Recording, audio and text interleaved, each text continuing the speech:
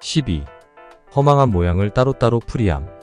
그때 세종께서 안항과 여러 대중들을 가엾게 여기시사 큰 총지문과 모든 산매의 오묘한 수행 방법기를 다시 말씀하시기 위하여 안한에게 이르시기를, 내가 비록 기억력은 강하나 다만 많이 듣는 것만 힘썼고 사마타의 미묘하고 정밀하게 비추어 봄에 대해서는 마음에 아직까지 확실하게 깨닫지 못하나니 너는 지금 자세히 들으라. 내가 너를 위하여 이를 분별하여 보여줄 것이며 또한 장래에 정기가 새는 것이 있는 자들도 보리의 과업을 얻게 하리라.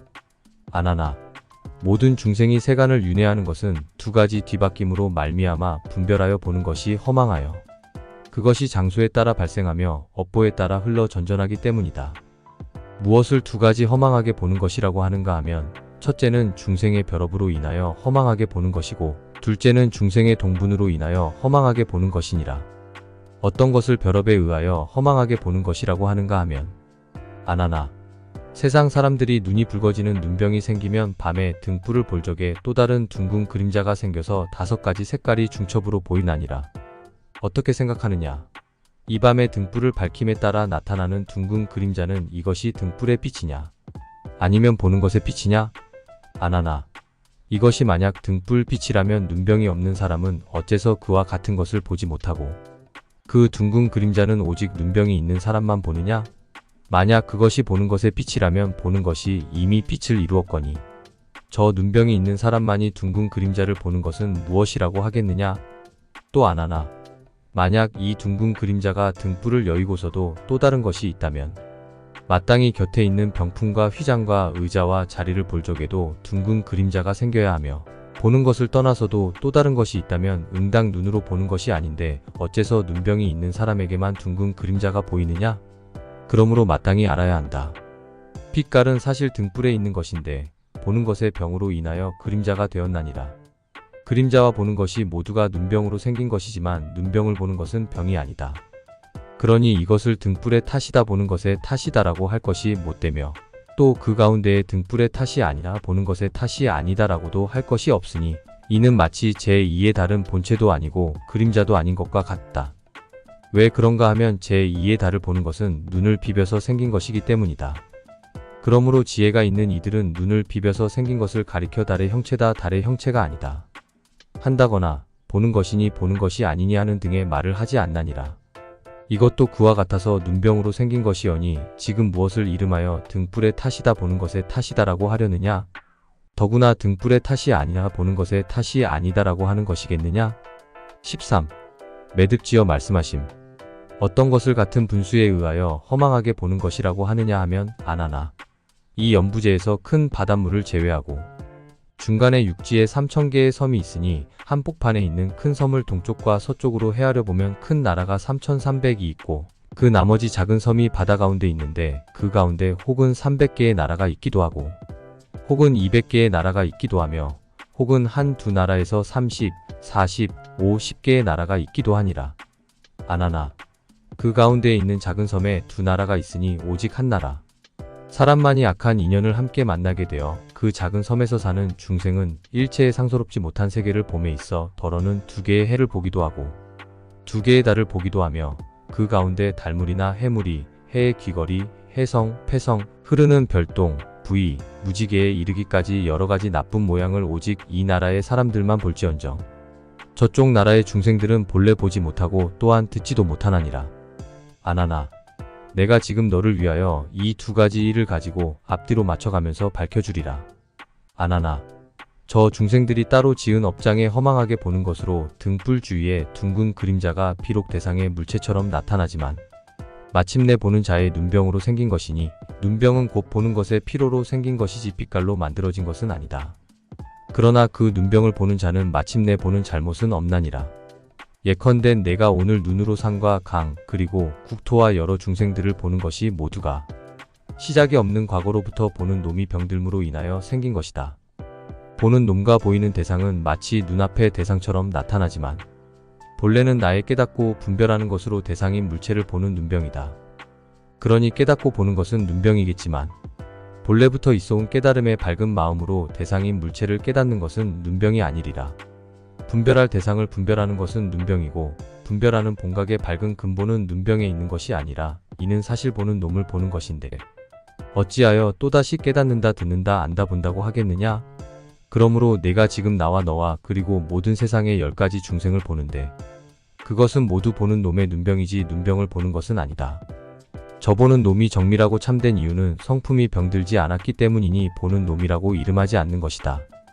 아나나 저 중생의 같은 부분에 허망하게 보는 것으로 따로 지은 업장에 허망하게 보는 한 사람을 예로 들어 비유하면 눈병이 생긴 한 사람은 한 나라와 같으며 그가 보는 둥근 그림자가 눈병으로 생긴 것과 같은 부분에 허망하게 보는 상서롭지 못한 것이 보는 것이 같은 업장 가운데 장악으로 생긴 것이니 모두가 시작이 없는 과거로부터 보는 놈이 허망함에 의하여 생긴 것이다.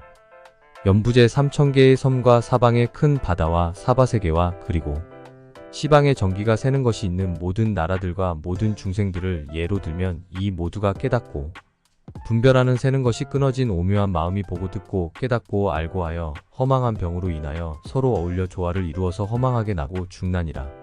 14. 요체를 들어 결론지어 대답함.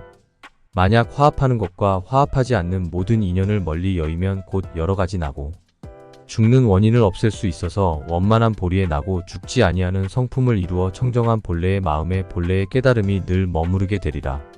아나나 내가 비록 본각의 오묘하고 밝은 성품은 인연도 아니고 자연도 아닌 성품이라는 것을 먼저 깨달았다 하더라도 오히려 이러한 깨달음의 근원은 서로 어울려 조화되어 생긴 것도 아니며 서로 어울려 조화되지 않는 것으로 생긴 것도 아닌 것임을 알지 못하는구나. 아나나 내가 지금 다시 앞에 나타나는 경계로서 내게 묻겠는데 너는 지금 오히려 일체 세간의 허망한 생각으로 화합하는 모든 인연의 성품으로 인하여 스스로 의욕하기를 보리를 증득하는 마음도 화합으로 생긴다고 여기는구나. 만약 밝은 것과 조화를 이룬 것이라면 내가 밝은 것을 볼 적에는 마땅히 밝은 것이 앞에 나타날 것인데 어느 곳에 보는 것이 섞였느냐? 보는 것과 물질은 분별할 수 있지만 섞인 것은 어떠한 형상이냐? 만약 보는 놈이 아니라면 어떻게 밝은 것을 보며 만약 보는 놈이라면 어떻게 보는 놈을 본다고 하겠느냐? 보는 놈은 반드시 밝은 것과는 다르므로 섞이었다면 저 성품이 밝다는 이름을 잃으리니 섞임으로 해서 밝은 성품을 잃어버린 것이라서 밝음과 조화를 이루었다는 것은 이치에 맞지 않나니라. 그 밖에 어두움과 통한 것 그리고 여러가지 막힘도 역시 그러하니라. 또 다시 아나나 내가 지금 오묘하고 청정하게 보는 정기는 밝은 것과 어울린 것이냐 어두운 것과 어울린 것이냐 통한 것과 어울린 것이냐 막힌 것과 어울린 것이냐 만약 밝음과 합한 것이라면 어두울 때에는 맑은 모양이 이미 없어질 것이니 저 보는 놈이 어두움과는 어울리지 못할 터이니 어떻게 어두움을 본다고 하겠느냐? 만약 어두움을 볼 때에 어두움과 합하지 아니하였다면 밝음과 합했을 적에도 밝음을 보지 못할 것이다. 이미 밝음을 보지 못했다면 어떻게 밝음과 합하였다고 할 것이며 밝은 것은 어두움이 아니라는 것을 알겠느냐? 그 밖에 어두움과 통한 것 그리고 여러가지 막힌 것도 역시 이러하니라. 15. 다른 것들도 같음을 밝힘. 아나니 부처님께 아뢰기를 세존이시여. 저희 생각 같아서는 이 오묘한 깨달음의 근본이 모든 상대되는 물질과 그리고 마음과 생각으로 화합한 것이 아닌가 하나이다. 부처님께서 말씀하시기를 내가 지금 또 말하기를 깨달음이 화합한 것이 아니라고 하니 내가 다시 내게 묻겠다.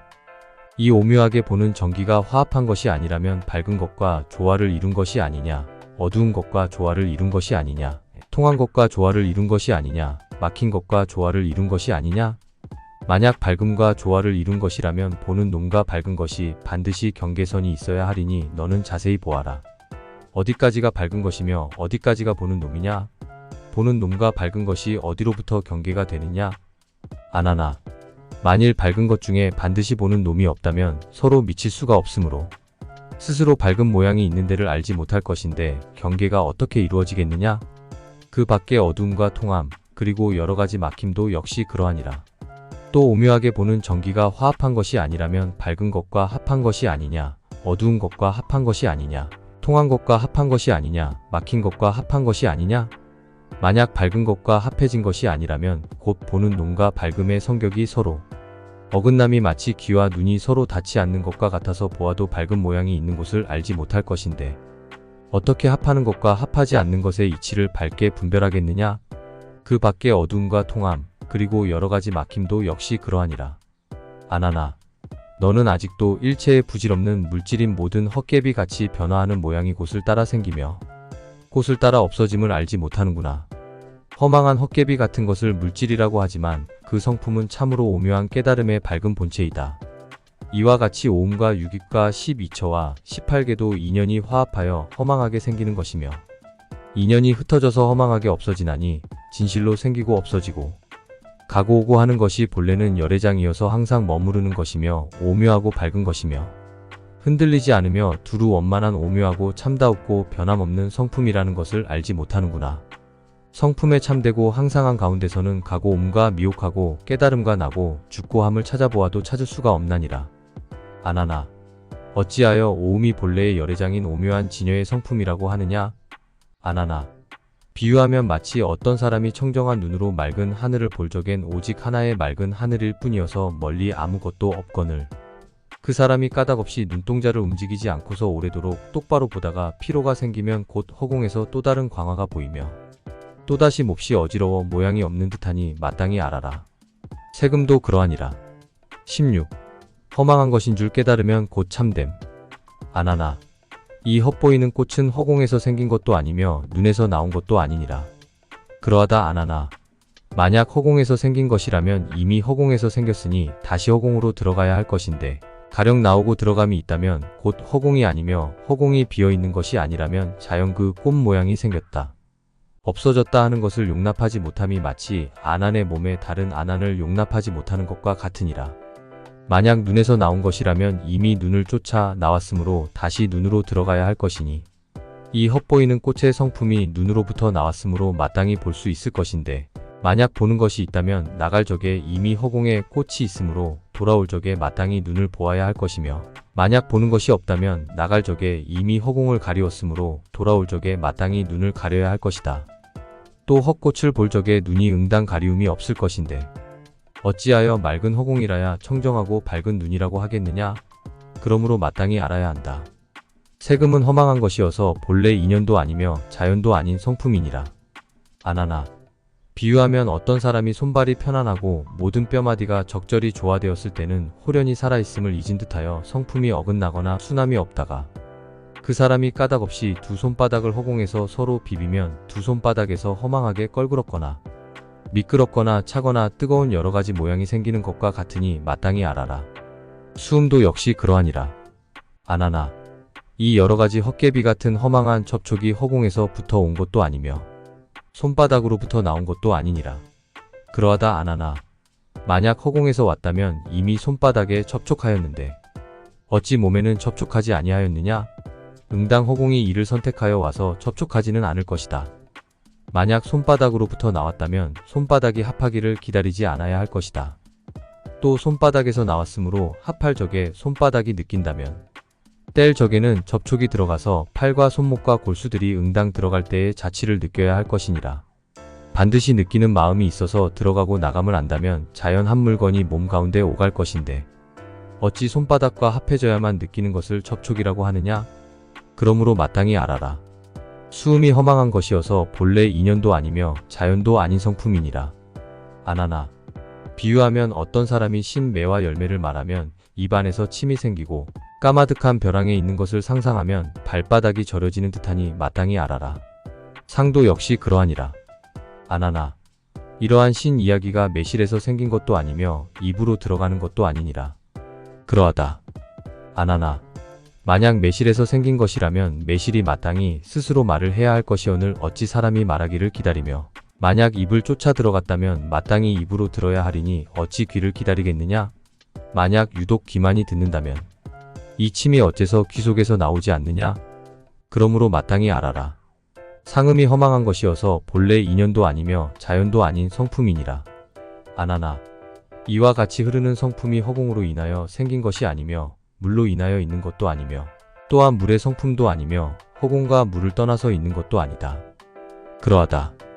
아나나 만약 허공으로 인하여 생긴 것이라면 곧 시방의 끝없는 허공에 끝없는 흐름이 생겨서 세계가 자연이 모두 물에 잠기게 될 것이며 만약 물로 인해 있는 것이라면 이급히 흐르는 물의 성품은 마땅히 물이 아니어야 할 것이다.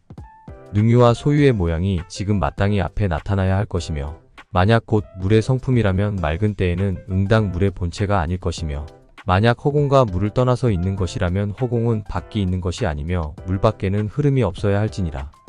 그러므로 마땅히 알아라. 행음이 허망한 것이어서 본래 인연도 아니며 자연도 아닌 성품이니라. 아나나.